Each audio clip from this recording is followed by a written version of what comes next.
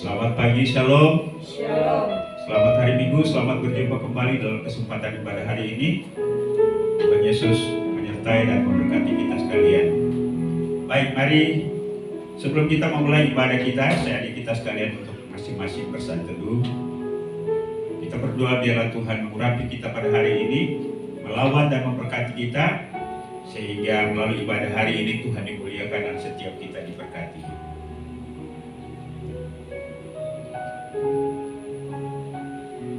Mazmur nomor 117 ayat 1 dan 2 berkata, "Pujilah Tuhan hai segala bangsa, megahkanlah Dia hai segala suku bangsa, sebab kasih-Nya hebat atas kita dan kesetiaan Tuhan untuk selama-lamanya." Haleluya. Saja kita semua untuk bangkit berdiri dan kita siapkan pujian, katakan, "Tinggikan dirimu." Kembali kami bersama-sama pada pagi hari ini Tuhan, menghampiri takhta anugerah-Mu seraya menaikkan segala hormat, pujian, syukur dan terima kasih. Kami akan bernyanyi, kami akan bergembira, bersuka cita bersama-sama pada hari ini. Kami menyiapkan hati kami untuk mendengarkan firman-Mu. Lawatlah kami, hadirlah di tengah-tengah kami. Gerakan hati kami, biarlah hari ini Engkau dimuliakan dalam hidup kami.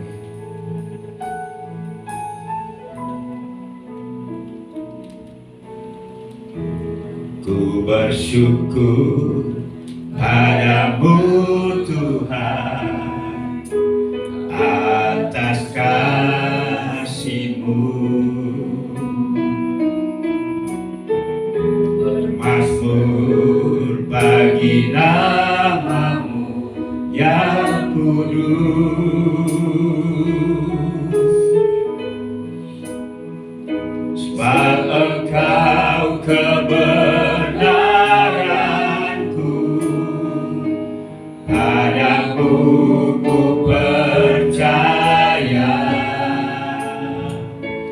Betapa mulianya Tuhanku, ku rindu menyata. Tinggikan dirimu, tinggikan dirimu, mengatasi langit. Kebesaran-Mu Tuhan mengatasi bumi. Tinggikan dirimu, mengatasi langit.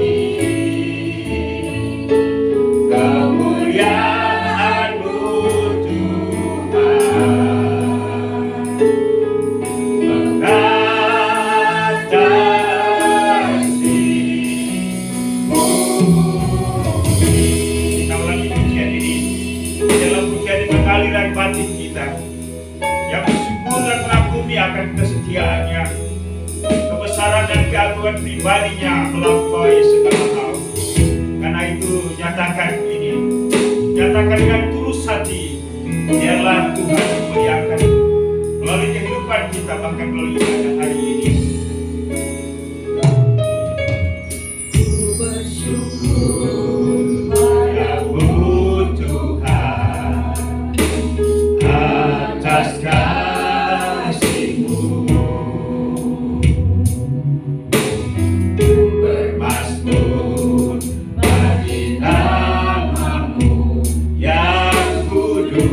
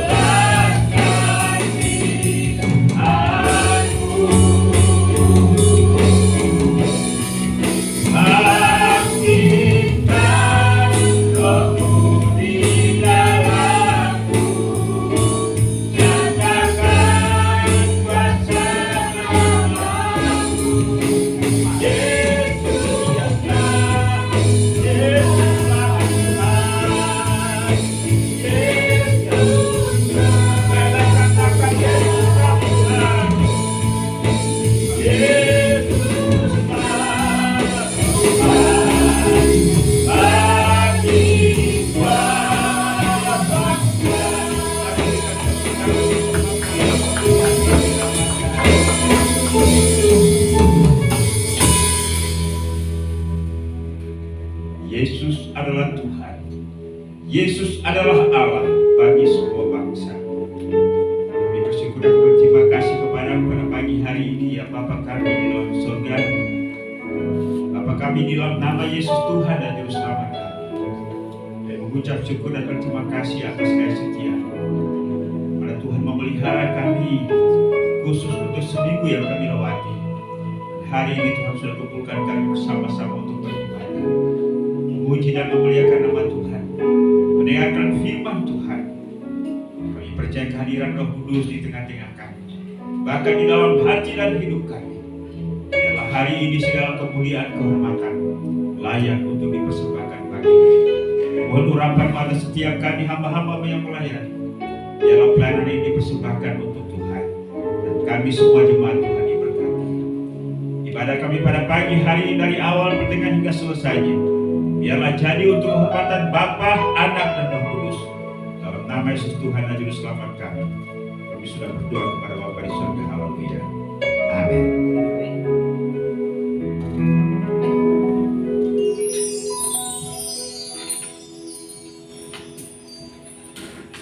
Saya menyapa jemaat Tuhan. Shalom. Shalom. Puji Tuhan, yang bersukacita boleh lambaikan tangannya. Amin.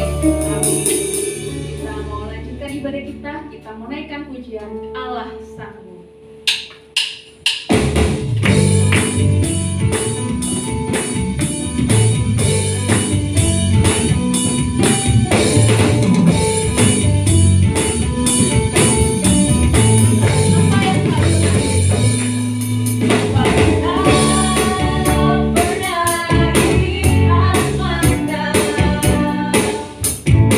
Tak pernah di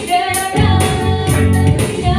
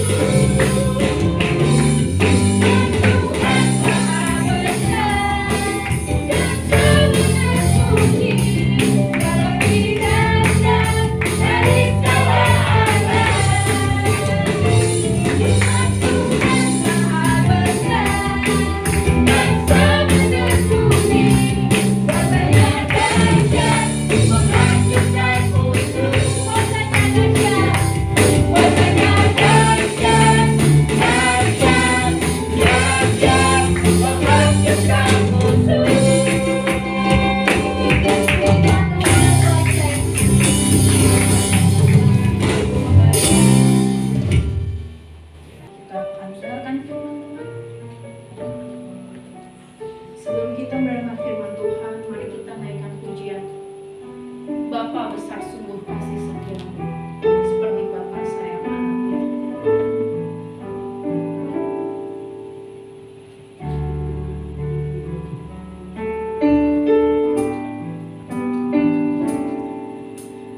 Bapa besar sungguh kasih setiamu,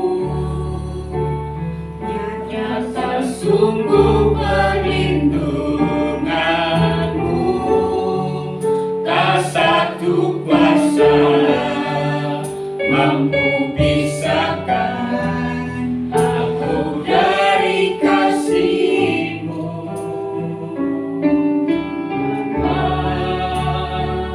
Ajarku selalu hormati-Mu,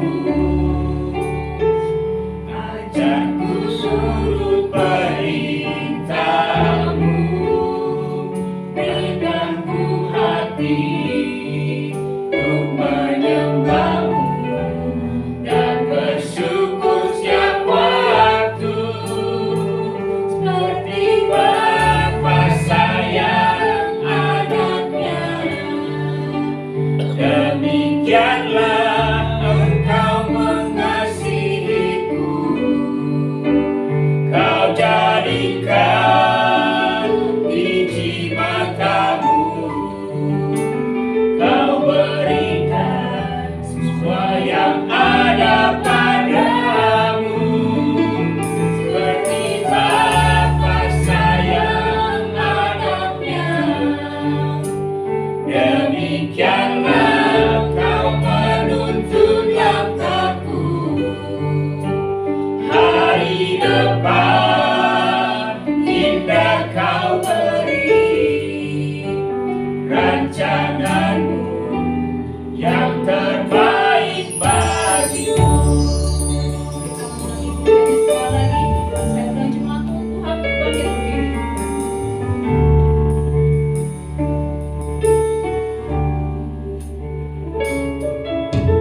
Bapa besar sungguh kasih setiamu, nyata sungguh perlindunganmu, tak satu kuasa mampu pisahkan aku dari kasih-Mu.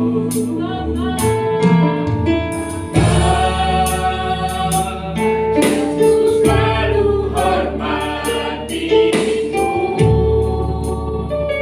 ajarku turut perintah-Mu, berikanku hati untuk menyembah-Mu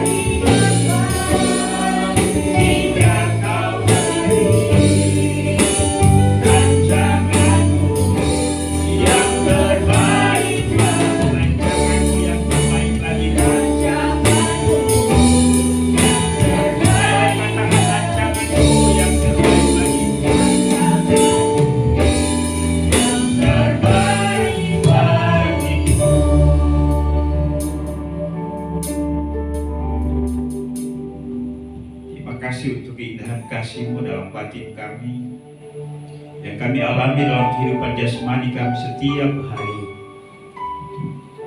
Engkau memunculkan sinar mentari pagi bagi kami. Engkau juga mendatangkan hujan bagi bumi sebagai bukti tanda kasih-Mu. Bahkan kesehatan, kekuatan, sukacita, damai sejahtera, kehidupan dalam rumah tangga. Terima kasih Tuhan.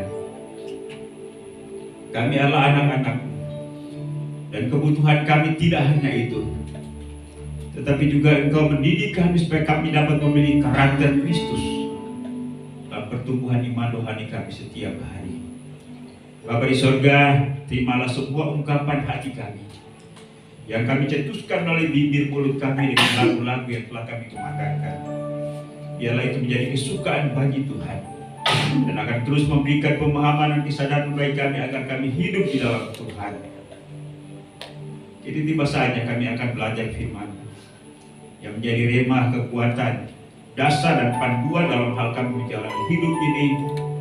Karena itu Tuhan, mohon Engkau bicara kepada setiap kami, supaya firman Tuhan yang kami baca, kami dengar, kami renungkan pada hari ini masuk dalam batin kami dan mengambil tempat yang terindah, dan menumbuhkan sifat dan karakter baru, sehingga kami hidup oleh firman-Mu di dalam firman. Pakai dan urapi hamba-Mu sehingga dalam segala keterbatasan dan kelemahan hanya Engkau saja yang berbicara kepada setiap kami, sehingga kami pulang dengan remah, dengan kekuatan, dengan harapan, dengan sukacita dan optimisme yang baru daripada Tuhan. Segala kuasa setan dalam bentuk apapun yang mencoba untuk merampas bibit kebenaran firman-Mu, kami halau dan kami tolak di dalam nama Yesus. Dan hari ini roti dari surga kami akan menikmatinya dengan sukacita. Dalam nama Yesus Tuhan dan Juru Selamat kami sudah berdoa kepada Bapa di surga. Haleluya. Amin. Silakan duduk. Baik, puji Tuhan, sukacita pada pagi hari ini kita bisa bersama-sama kembali.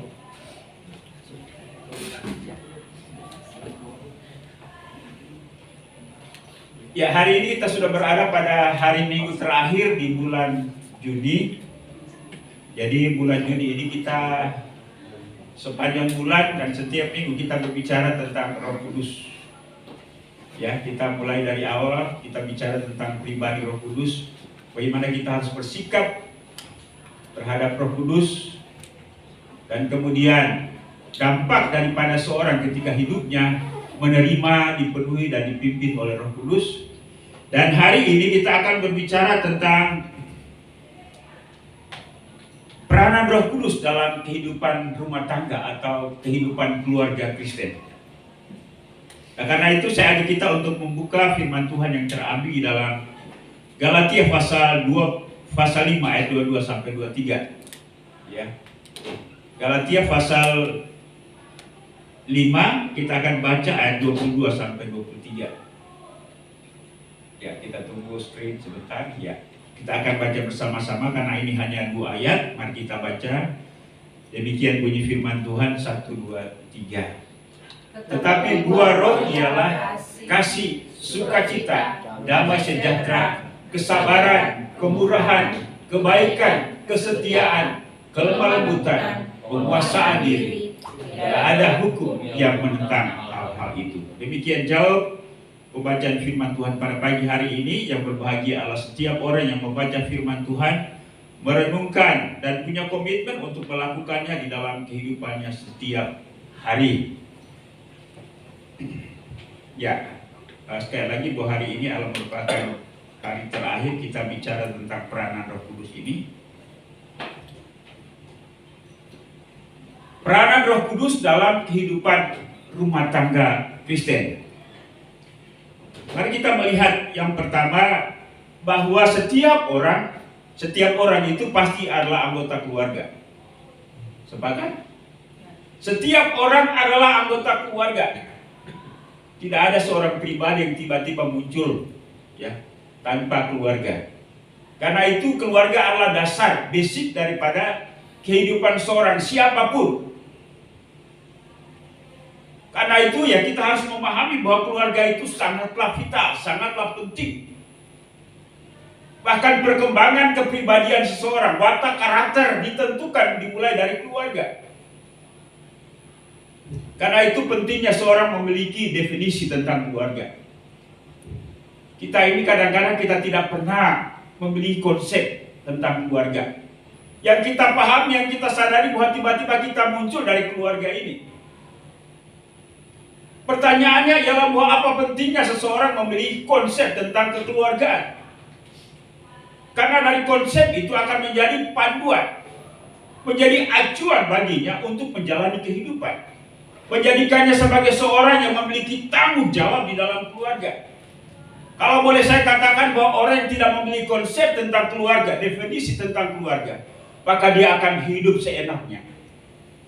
Dan kita lihat bahwa banyak orang hari ini hidup seenaknya, bukan? Mengapa? Karena tidak punya konsep, tidak punya pemahaman. Dan akibat tidak punya konsep dan pemahaman, makanya walaupun dia hidup bersama, tetapi dalam otaknya, dalam benaknya, dia hidup seorang diri. Makanya hidup sesuka dia, tanpa punya tanggung jawab. Karena itu sekali lagi, mari kita memahami dan mengerti bahwa kita harus memiliki konsep tentang apa itu keluarga. Secara sederhana, keluarga adalah rumah tangga Kristen yang adalah persekutuan hidup antara suami istri dan anak-anak yang beriman kepada Yesus Kristus, di mana setiap anggota saling mengasihi, saling membutuhkan, dan beribadah kepada Tuhan. Selain itu ada aspek-aspek lain, ya. Aspek yang pertama ialah bahwa harus memiliki pikiran dan perasaan yang sama dalam satu keluarga.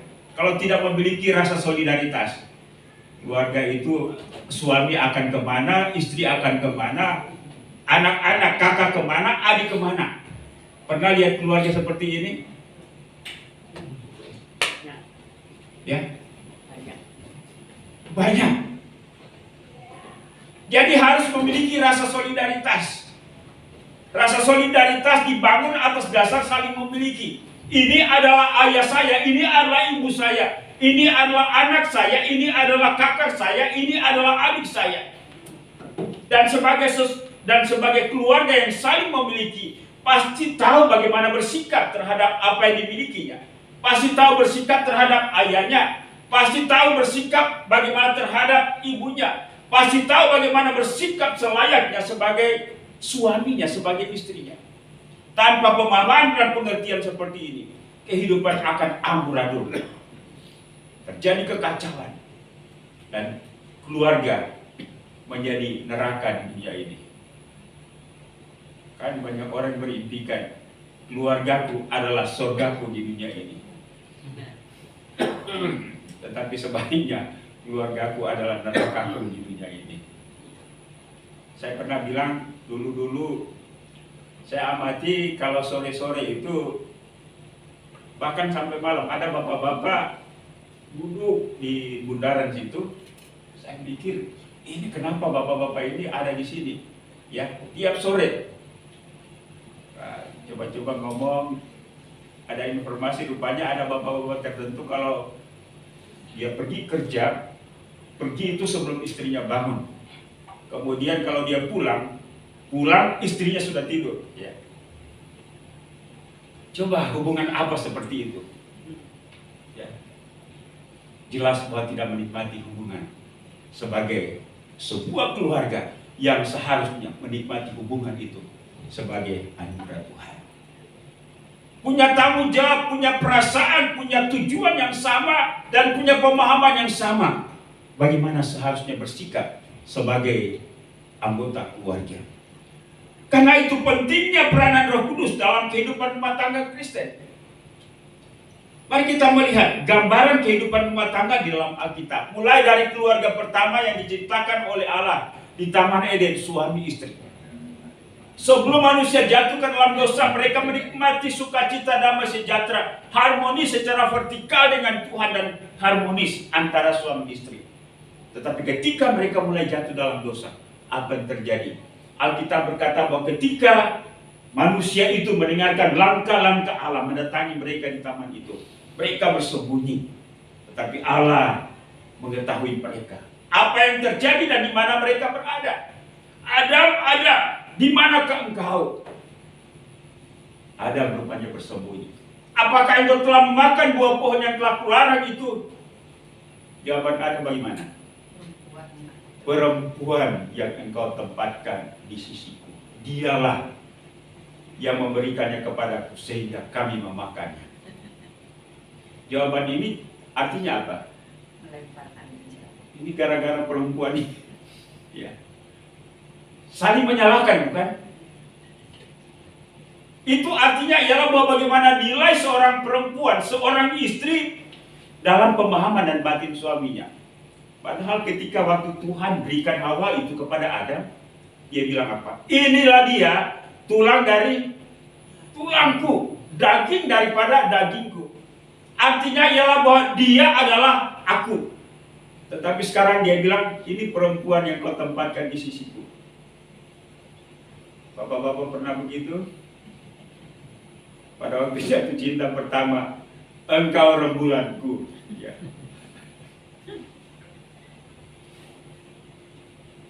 Pak Agus gimana pernah?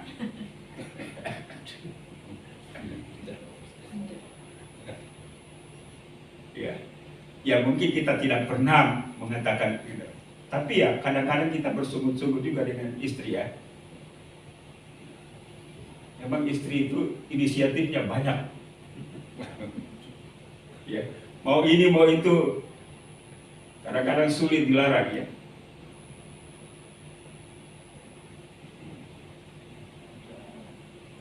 Ya, daripada ribut ya diam saja.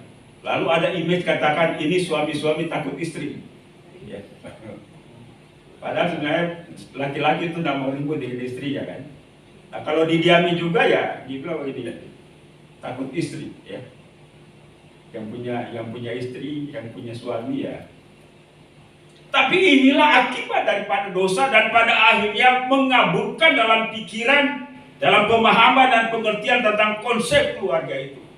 Yang seharusnya kembali kepada pernyataan awal. Dia adalah tulang daripada tulangku. Dia adalah daging daripada dagingku. Mau seperti apapun dia adalah aku.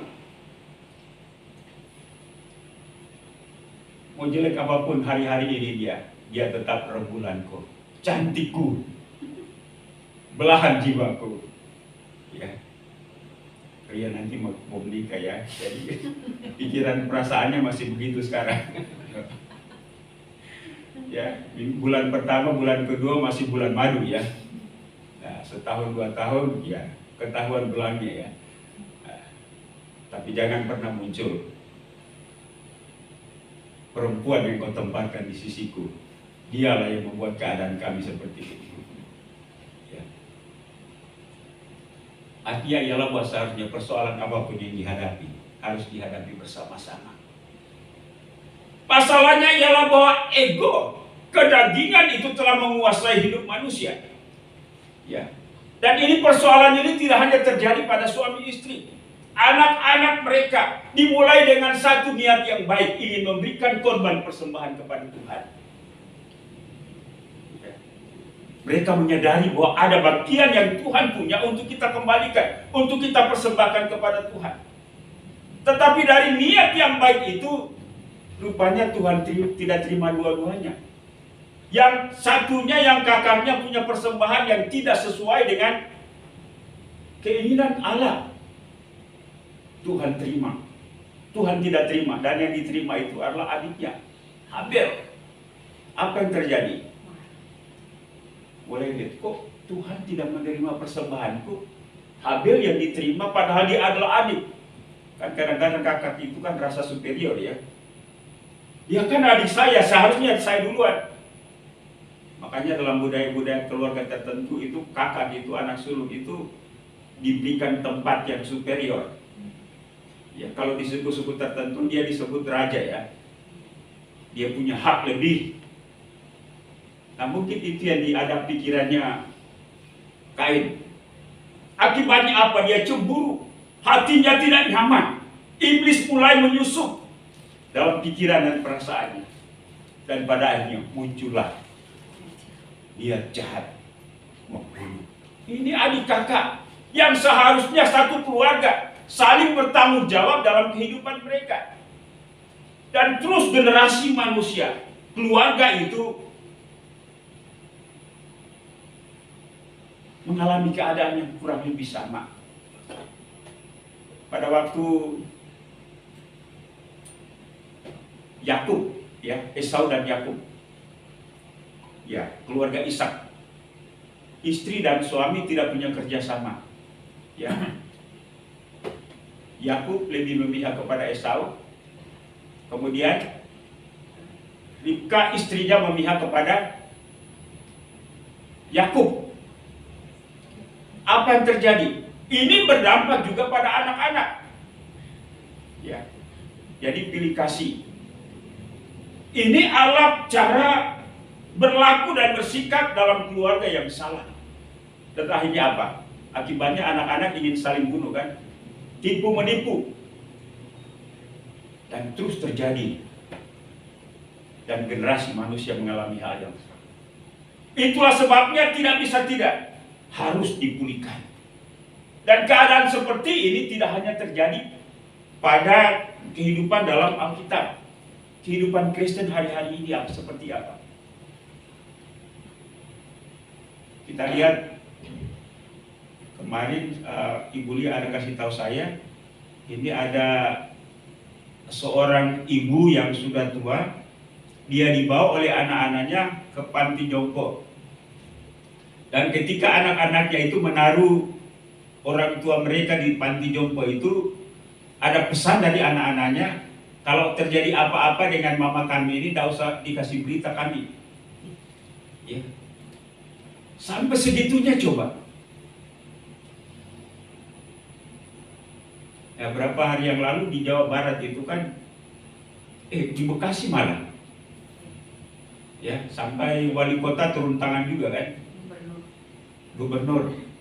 Anak menghajar, menganiaya ibunya. Ini kehidupan rumah tangga seperti apa coba? Tapi ini adalah fakta. Tapi jangan sampai ini terjadi dalam kehidupan rumah tangga Kristen.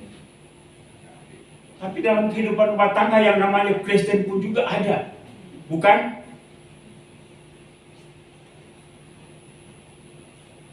Ada apa coba? Bapak Ibu dan Saudara, itulah sebabnya. Mari kita kembali kepada konsep pemahaman Alkitab. Bahwa tidak bisa tidak Roh Kudus itu harus memiliki peran yang leluasa di dalam kehidupan rumah tangga Kristen. Dan karena kalau tidak, kita akan menjalani kehidupan kita dengan suasana yang sangat memprihatinkan dan menyedihkan. Bapak Ibu dan Saudara, apa prinsip hakikat daripada rumah tangga Kristen yang memberi peran kepada Roh Kudus? Yang pertama, seluruh anggota keluarga itu harus memiliki pemahaman bahwa keluarga itu dibangun oleh Allah. Dibangun oleh Allah atau dibangun oleh cinta? Kan sekarang itu kalau ada anak muda yang penting cinta kan. Nanti kalau sudah ada masalah, ya, baru mulai berpikir. Harus disadari bahwa rumah tangga itu dibangun oleh Allah. Kejadian 2 ayat 8 firman Tuhan berkata, tidak baik kalau manusia itu hidup seorang diri saja. Aku akan menjadikan penolong baginya yang sepadan dengan dia. Ingat, walaupun memang benih cinta, ya kita bicara cinta, memang ya cinta agape dan eros, ya dua-duanya itu harus ada di dalam batin ketika membangun relasi hubungan suami istri. Ini yang harus kita pahami, ya.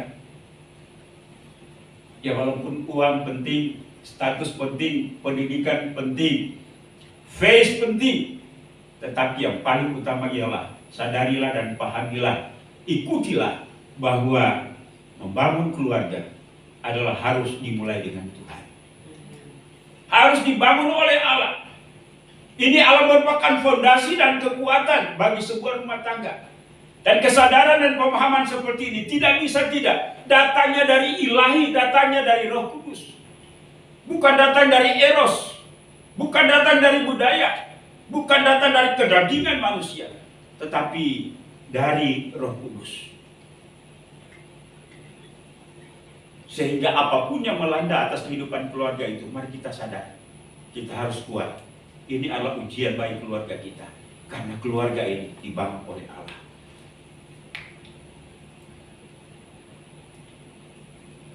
Bagi bapak-bapak, ibu-ibu yang sudah berumah tangga 10 tahun, pernahkah ketika satu saat terbesit dalam pikiran, wah, ini saya salah pilih?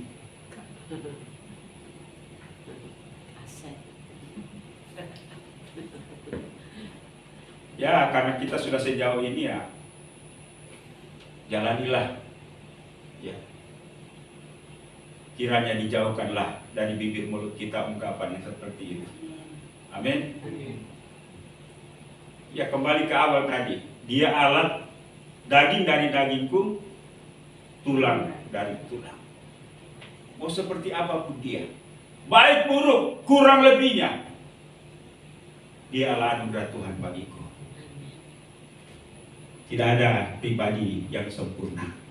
Tidak ada laki-laki dan perempuan yang sempurna. Mari kita saling memberi kesempatan untuk berubah. Sampai kapan? Wallahu a'lam. Hanya Tuhan yang tahu. Tapi selagi kita masih kurang sana sini, mari kita saling memberi. Toh kita menuntut dia sempurna, kita sendiri tidak sempurna juga, kan? Mari kita bergandeng tangan untuk saling sabar satu dengan yang lain dalam pertumbuhan kita. Tapi kita harus sadar bahwa Allah lah yang membangun keluarga itu. Harus dibangun oleh Allah. Kalau dibangun oleh Allah, jangan coba-coba menghancurkannya. Jangan coba-coba mengkhianatinya. Amin.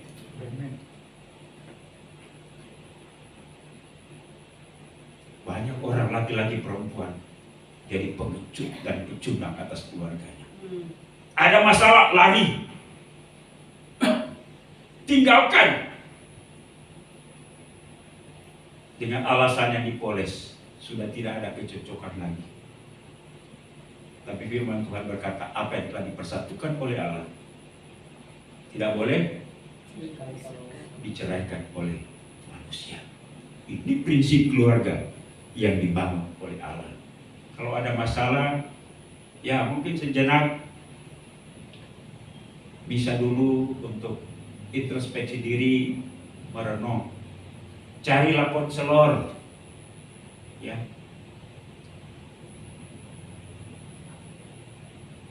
Ya, bahkan kadang-kadang kita pendeta juga jadi korban. Ya. Mari pahami dan sadari ini. Yang kedua, selain daripada menyadari bahwa keluarga harus dibangun oleh Allah, yang kedua adalah menjalani kehidupan keluarga berumah tangga dengan cara Allah. Bagaimana dengan cara Allah? Milikilah karakter yang ditumbuhkan oleh Roh Kudus dalam batin kita. Apa tadi? Coba munculkan tadi Galatia pasal 5. Milikilah karakter ini, karena ini Allah merupakan karakter yang mutlak kita butuhkan dalam membangun kehidupan bersama. Tanpa ini, maka kehidupan kita akan amburadul. Yang pertama, kasih. Amin. Kasih dibangun, kasih ini bukan eros, tapi kasih ini adalah kasih agape. Kasih agape adalah memberi, memahami, mengerti, menerima. Bukan karena dia sempurna, tapi karena menyadari bahwa dia adalah anugerah Tuhan buat aku. Amin, Bapak Ibu. Kadang-kadang kita berkata, bukanlah kasih itu sebenarnya bukan muncul dari batin kita, tetapi reaksi dari batin kita terhadap apa yang kita lihat, apa yang diberikan kepada kita. Kalau engkau mengasihiku, aku pun juga mengasihimu. Tapi kalau engkau tidak mengasihiku, maka aku juga tidak mengasihi. Ini konsep daripada dunia. Walaupun memang konsep take and give itu harus ada, tetapi basic atau dasarnya ialah agape, kasih. Dari kasih itu akan muncul sukacita, kehidupan gembira, kehidupan suasana bersama dalam kehidupan berumah tangga. Dan ini tidak datang dengan sendirinya. Harus dimulai dari pemahaman, kesadaran, diupayakan, didoakan, digumuli, melatih diri untuk melakukannya. Amin Bapak Ibu. Harus kita belajar. Ya, bila perlu memaksa diri terus menerus seumur hidup kita. Bukankah untuk melakukan sesuatu hal yang baik, yang benar dalam hidup ini, kita perlu memaksa diri untuk belajar. Karena itu bukan pemberian yang cuma-cuma lalu jadi dengan sendirinya secara instan. Ya, ada damai sejahtera, ada kesabaran, kemurahan, kebaikan, kesetiaan. Ini adalah karakter ilahi yang muncul dalam diri seseorang oleh karena pekerjaan Roh Kudus. Ini bukanlah buah-buah kedagingan. Yang di atas yang itu hawa nafsu, amarah, kepentingan sendiri-sendiri. Ini berlawanan atau kontras dengan sikap ini. Ya. Walaupun kadang-kadang ya, manusia lama itu masih muncul. Tetapi mari kita paham dan kita sadar, kita perlu mutlak memiliki ini. Ada jaminan bahwa Roh Kudus akan membantu atau menolong kita untuk memilikinya. Kita belum sempurna memiliki ini, tetapi janji Tuhan ialah seperti Bapa sayang anaknya. Ya, Ia melatih kita.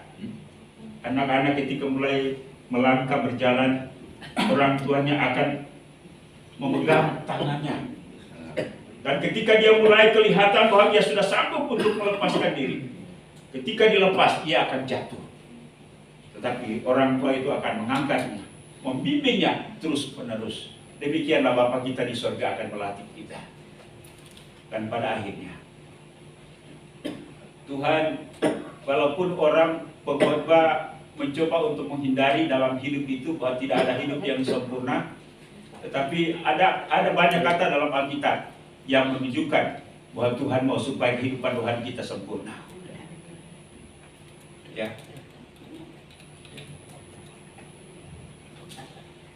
Tidak ada hukum yang menentang itu.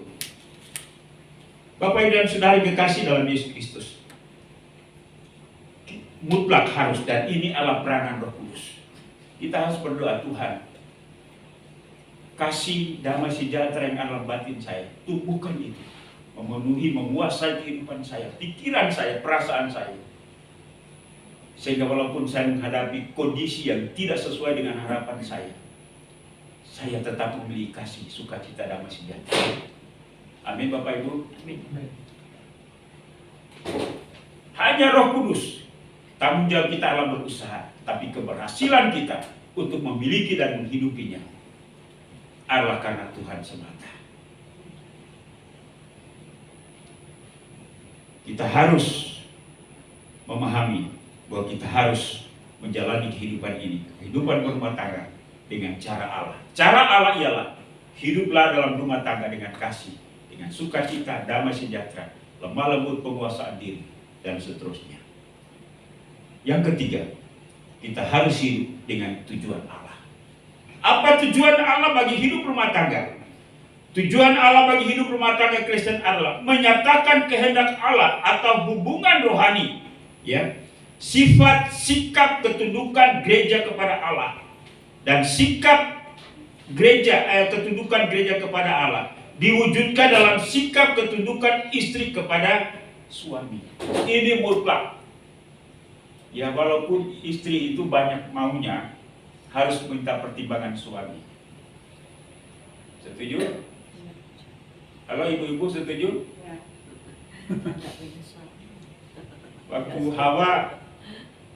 Waktu Hawa mau metik buah pohon pengetahuan baik, itu minta pertimbangan ke Adam enggak? Ya. Nanti kalau saya lihat drama itu, ketika mereka sudah jatuh dalam dosa, baru mungkin Adam juga sadar itu ya. Ketika dia petik, makan, dia kasih Adam juga makan tanpa mikir. Nah, setelah sadar itu ketika sudah ditegur itu kan, Ya, ibu-ibu ya banyak keinginan ya direm ya. Ya sekali lagi payungnya adalah minta pertimbangan suami, ya. Karena biar bagaimanapun juga, tetapi ya pilihlah hal-hal yang benar, hal-hal yang baik. Jadi prinsip dalam kehidupan rumah tangga adalah harus ada ketundukan, ya. Kalau tidak akan terjadi, kita harus mengcounter, kita harus mengalahkan stigma, ya. Suami-suami takut istri. Nah itu kan di YouTube itu ada polisi tiba-tiba muncul buat konten itu kan. Kami para polisi tidak takut istri.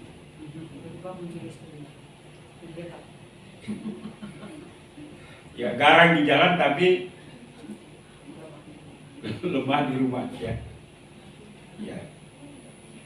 Ini bukan karena paksaan untuk tunduk, tapi ini kita mematuhi nilai-nilai surgawi.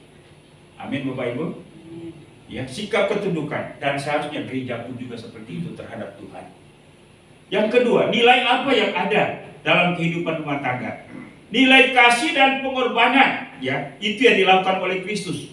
Sebagaimana dinyatakan Paulus dalam Efesus 5 ayat 25 sampai 33.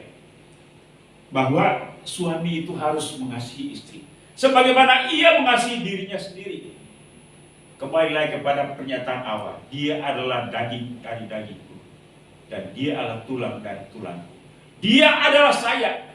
Mau seburuk-buruknya, sejelek-jeleknya dia adalah saya.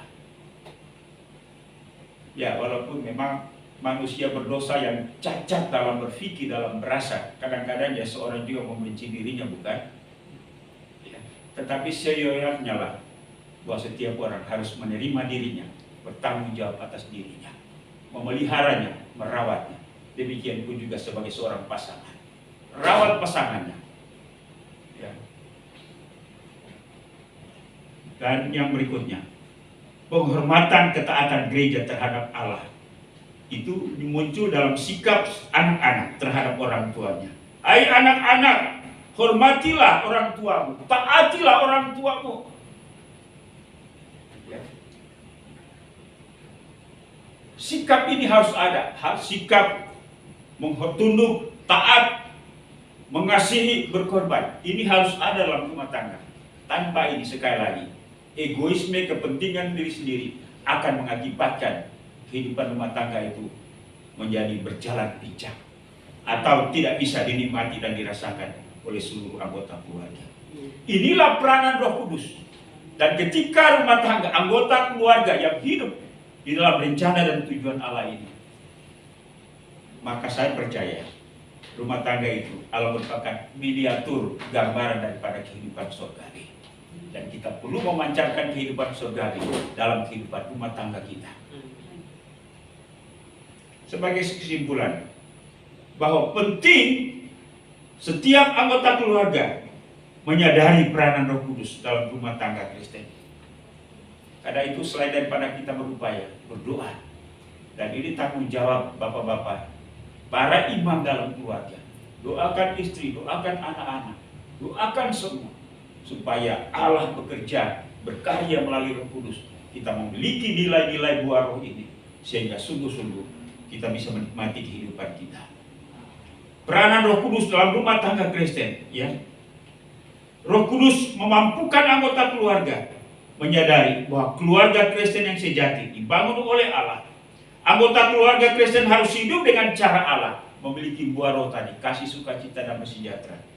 Dan anggota keluarga Kristen harus hidup dengan tujuan Allah, hidup dalam ketundukan, hidup dalam kasih dan pengorbanan, hidup dalam penghormatan dan ketaatan.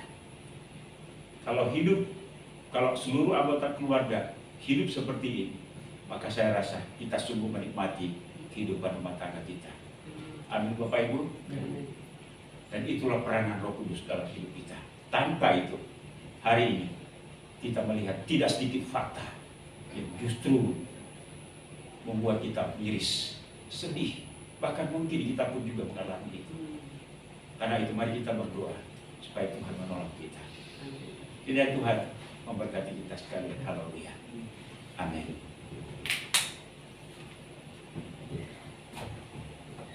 Ya, kita akan pujian katakan, ya Roh Kudus, ku haus padamu.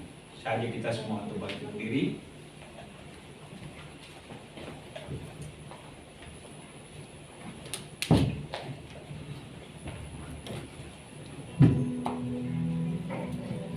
Ya Roh Kudus, ku haus padamu.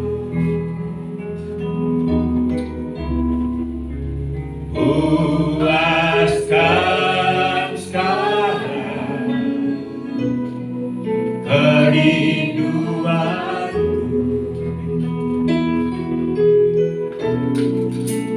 Ya Roh Kudus,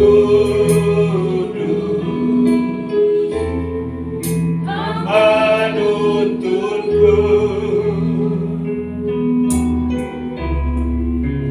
pimpin langkahku, taat selalu, nyatakan kemuliaan-Mu. Nyatakan kemuliaan-Mu di tempat ini, ya Tuhan.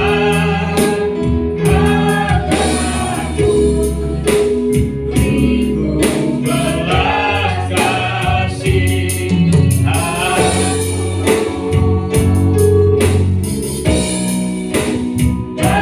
bangkitkan Roh-Mu di dalamku, nyatakan kuasa nama-Mu. Yesuslah Tuhan, Yesuslah Tuhan,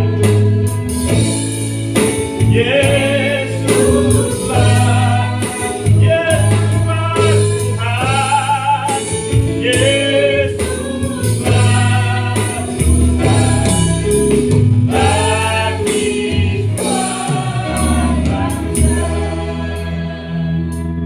Mari sejenak saya berikan kesempatan bagi kita untuk masing-masing berdoa buat rumah tangga kita, berdoa buat istri, berdoa buat suami, berdoa buat anak-anak, berdoa buat rumah tangga anak-anak, berdoa buat cucu-cucu, supaya Tuhan bekerja oleh Roh Kudus-Nya dalam kehidupan rumah tangga mereka, rumah tangga kita, sehingga kita menjadi rumah tangga yang dikatakan oleh Alkitab adalah rumah tangga yang berbahagia, rumah tangga yang menyadari bahwa rumah tangga itu dibangun oleh Allah, rumah tangga yang memberikan respon dari pekerjaan Roh Kudus, dan rumah tangga yang berjalan di dalam tujuan Allah.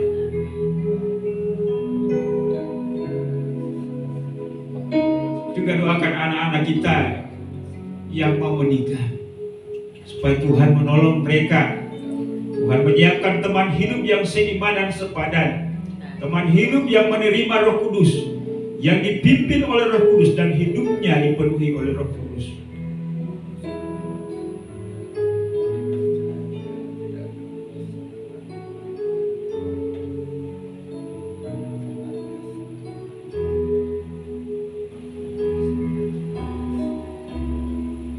Ya Bapa, kami rindu supaya Roh Kudus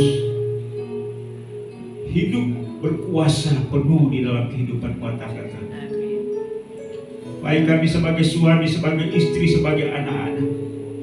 Penuhi kami Roh Kudus, pimpin kami. Karena hanya dengan kepenuhan Engkau, dengan pimpinan-Mu, kami akan menjalani kehidupan kami yang memberkati anggota keluarga kami, memberkati istri, memberkati suami, memberkati anak-anak, memberkati orang tua, memberkati cucu.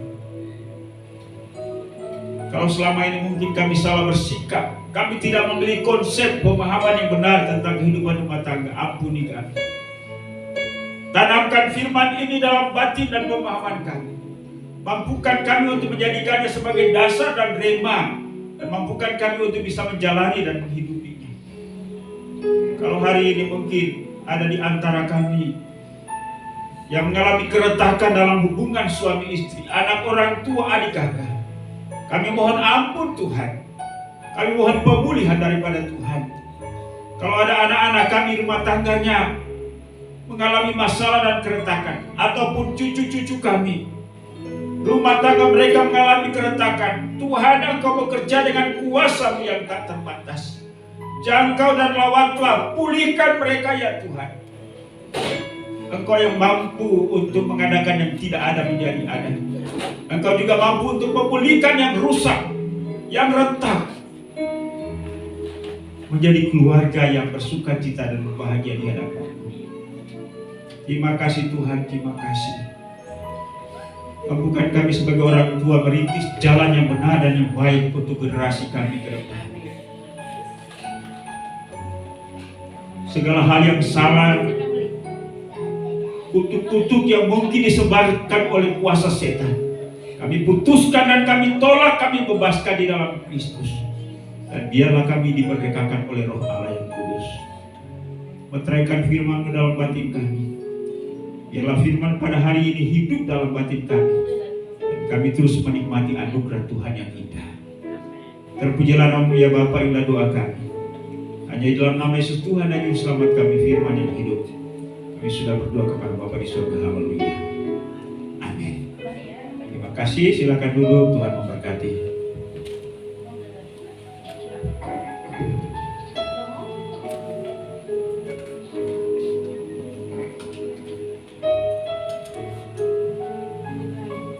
Sekarang kita akan lanjutkan ibadah kita.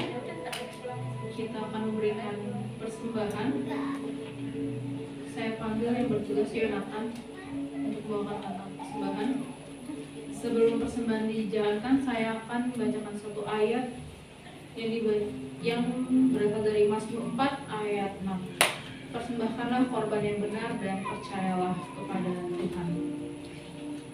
Mari kita bersatu dalam doa. Tuhan Yesus, terima kasih atas kasih-Mu, penyertaan-Mu yang luar biasa dalam hidup kami, sehingga kami masih bisa bersekutu bersama pada siang hari ini. Ya Bapa, sebentar kami akan memberikan persembahan. Engkau suci kuduskanlah hati kami, layakkan kami untuk memberi, biarkanlah kami bisa memberi dengan sukacita. Kami serahkan hidup kami ke dalam tangan-Mu. Hanya dalam nama Yesus kami berdoa dan mengucap syukur. Amin. Sambil persembahan dijalankan, kita naikkan pujian dalam hatiku ada gemar.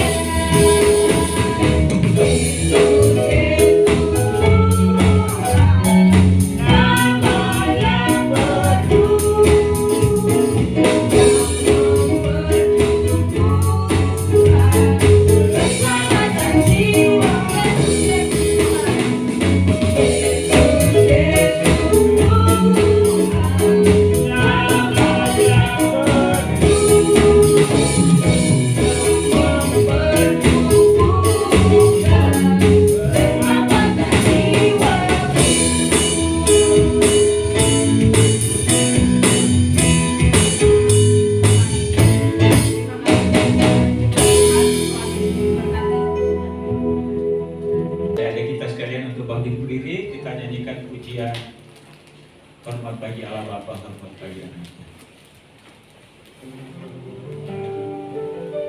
Hormat bagi Allah Bapa, hormat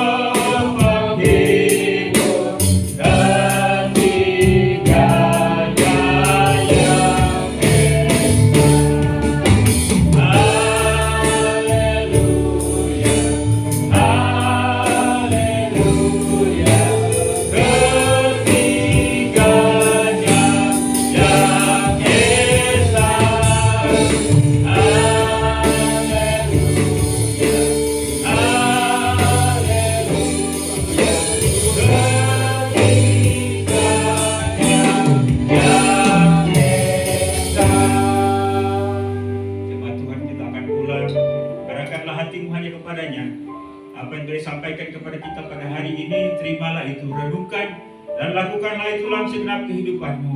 Dan biarlah kasih karunia daripada Allah Bapa, anugerah dan damai sejahtera dalam nama Tuhan Yesus, serta pimpinan penghiburan pertolongan Roh Kudus menyertai kita sekalian hari ini, bahkan sampai Maranatha, Yesus datang untuk menjemput saleh-salehnya.